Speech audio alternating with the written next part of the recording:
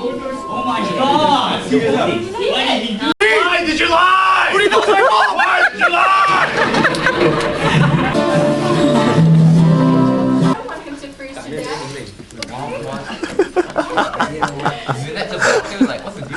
There is a difference. Sorry? But I didn't. She's proposing the whole time.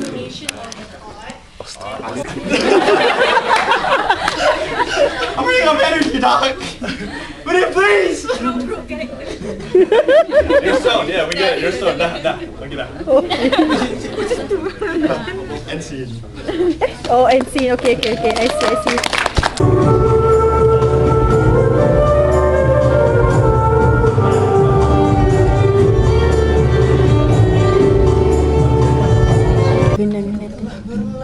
Oi.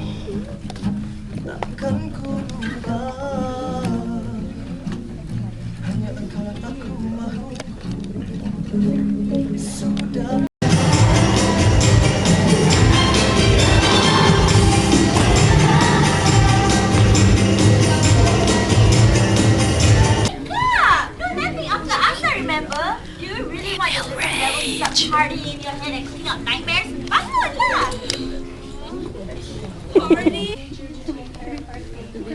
Hey, I got a video. Is one ready? I'm pregnant. Pregnant? Why are you holding yourself? Are you getting fat? The background is.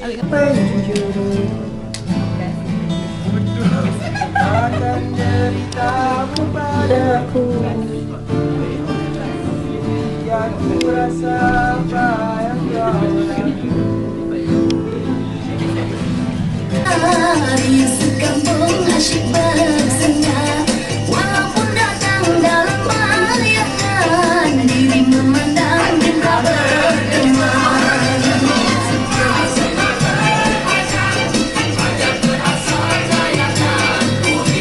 Jangan menjadi nyata bila di dunia kami, bila di dunia kami.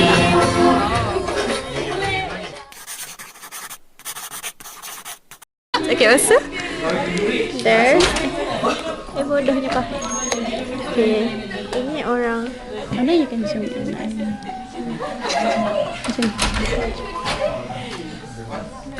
Okay, kita pergi kita ada Sofia, the manager. So macam mana situasinya sekarang? Apa? Macam mana situasinya sekarang? Situasi sekarang sebab props masih tak cukup, so like kita orang still but maybe Sabtu ni kita suruh dia orang bawa barang-barang dia orang. Okay. Kau zoom. No. That's all, folks. See you in part 2.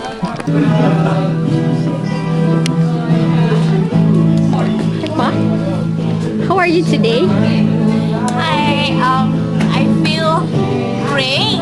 I lied. I'm not. I'm so happy that everyone is so cooperative for my night, and I am so thankful for my director, for all these people. Look at them. I am so grateful for them.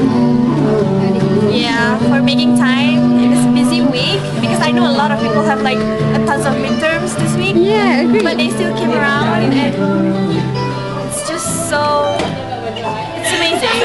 I'm speechless. Hi, Narina. I'm not really the main character, but I am out there. So, what's your feeling about getting a role for this MyNight' sketch song? I haven't been on stage in such a long time, like acting wise. I'm surprised I still have it in me. I bet you do.